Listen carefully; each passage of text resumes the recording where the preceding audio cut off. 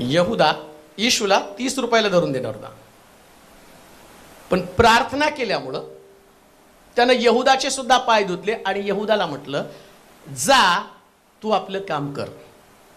Hallelujah. जो व्यक्ती प्रार्थना करतो तो व्यक्ती ज्या व्यक्तीनं धरून देण्याची योजना केली त्या व्यक्तीची चर्चा करत नाही. हालेलुया. त्याची चर्चा एकच आहे, पित्याची इच्छा पूर्ण करणं हालेलुया. हेच माझं अन्न आहे. हालेलुया. म्हणून अजून एक गोष्ट तुम्हाला सांगतो, नेहमी प्रार्थना करणाऱ्या लोकांचीच फेलोशिप असू द्या. हालेलुया. ऐका बरं का, प्रार्थना करणाऱ्या लोकांची फेलोशिप का माहिती का, ही प्रार्थना तुम्हाला परीक्षेमध्ये टिकवून ठेवतील. Amen. You will not be fail. Hallelujah. जेव्हा तुमची परीक्षा होईल तेव्हा